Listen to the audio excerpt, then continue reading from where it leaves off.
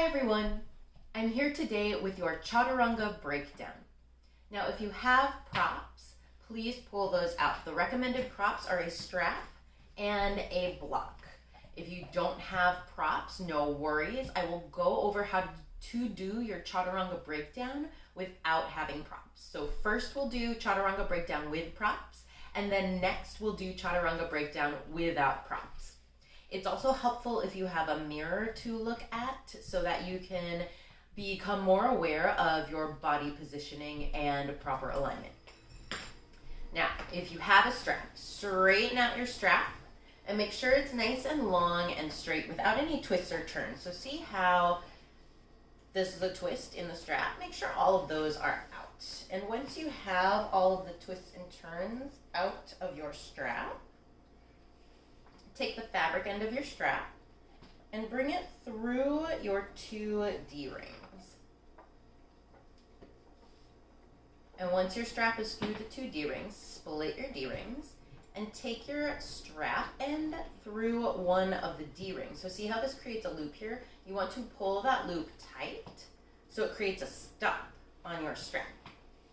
Now, take your strap, and I usually put the metal bits in between my arms so that way it's not uncomfortable. Take your strap around your arms, hands to your shoulders, and then straighten out your hands right directly out from your shoulders. Now see how I have a lot of slack in my strap? You want to tighten that up so there's no slack in your strap. And when you move your arms, you have something that you're pressing against. So mine's still a little bit too big, so I'm going to tighten it up even more. All right. Well, now it's a little too tight, so 1 second as I adjust. That should be good. Hands to your shoulders, then straighten your arms out. Make sure that you have enough strap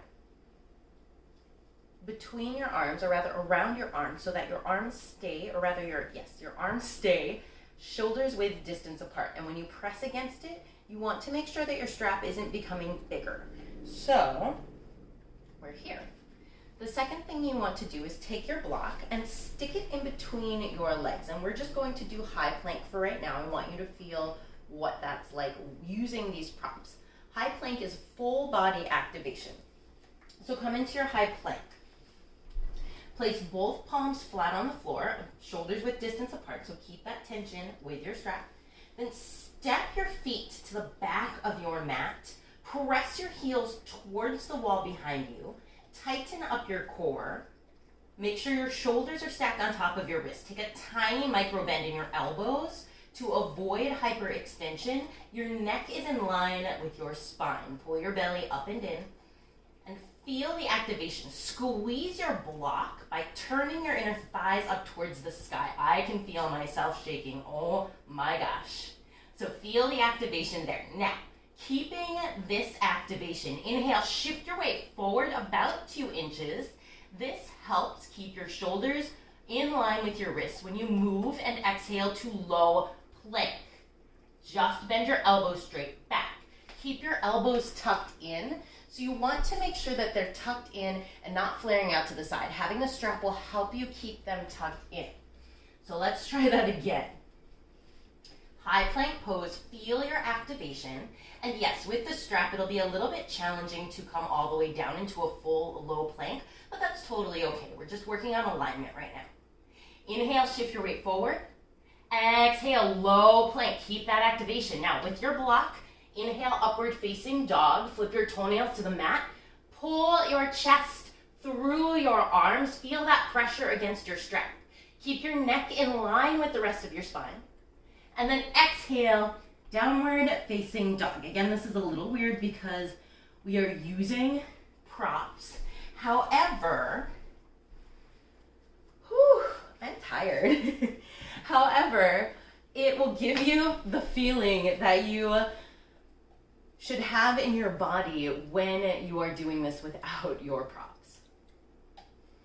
All right.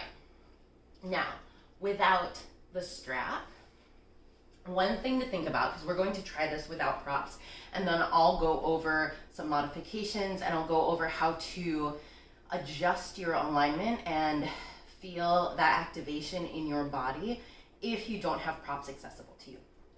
So when you're going from high to low plank, right? This is high plank. And then when we bend our elbows to low plank, you want to keep your elbows at 90 degrees or a higher angle is fine. So I have a shoulder injury in my right shoulder, and if I'm taking a full high to low plank, I honestly don't go down that far. Maybe about at like a 45-degree angle in my elbows, but you want to go 90 degrees or less than 90 degrees. If you go farther than 90 degrees, it puts a lot of weight on your shoulders and can cause injury over time.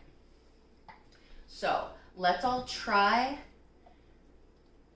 Chaturanga Dandasana without using props, and keep in mind the feeling of the activation you had when you were using props. Now, if you have the tricep strength to bring your arms all the way to 90 degrees, please do so if that feels good to you. If not, don't worry about it. It's not a big deal. Start in your high plank. Hands are shoulders width distance apart. Step your feet to the back of your mat, inner hips width distance apart. This is about 6 inches. Press your heels towards the back of your mat. Spiral your inner thighs up towards the ceiling. Pull your belly up and in. Shoulders are stacked on top of your wrists. Find that micro bend in your elbows.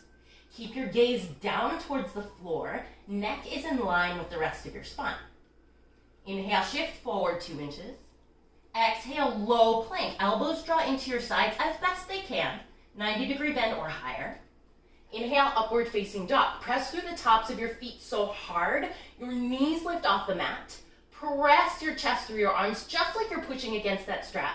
Chin stays parallel to the earth. Exhale, downward facing dog. All right, so there you go. That is your Chaturanga Dandasana. Now, if you do not have props, again, totally okay. To check your alignment, here's some things that you can do. Lay down on your belly and take your hands right underneath your shoulders.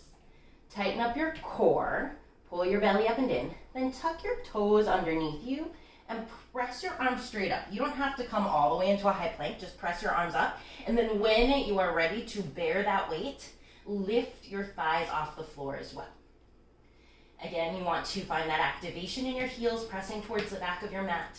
Pull your belly up and in. Now, soften up your knees and spiral your inner thighs up to the sky. That may feel a little bit weird, so you may need to adjust according to your body. But you should feel a shake in your core. Inhale, shift your weight forward.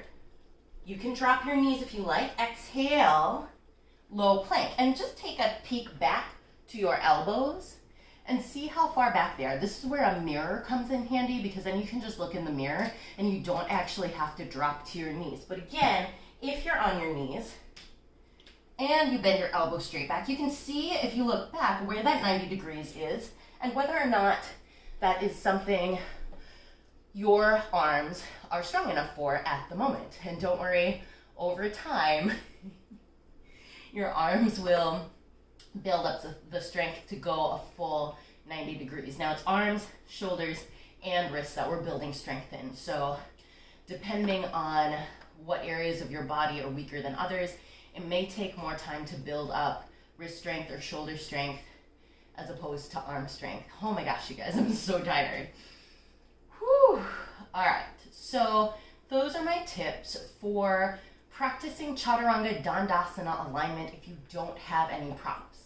Now here's some great modifications that you can take if you're like me and have some injuries in your upper body. First modification, don't even take a high to low plank, don't take a plank. You can simply bring yourself down to a tabletop, and then when everyone else comes into downward facing dog, you can simply bring yourself into downward facing dog. Second option, just hold your plank. Again, you are going to get a full body workout just by holding your plank in proper alignment. So you just hold here and then meet everyone back in downward facing dog. Last option, take it on your knees, just like we did when we were practicing proper alignment without props. High plank pose. Inhale, shift your weight forward 2 inches, drop your knees, untuck your toes. Exhale, low plank on your knees. Your legs will be taking half of your body weight, so it won't be as much pressure on your shoulders and your wrists. Inhale, up dog. Exhale, downward facing dog. And that is all for your Chaturanga breakdown. If you have any questions, please comment below. I'd love to hear your feedback, and I hope you all are staying safe and have a beautiful day.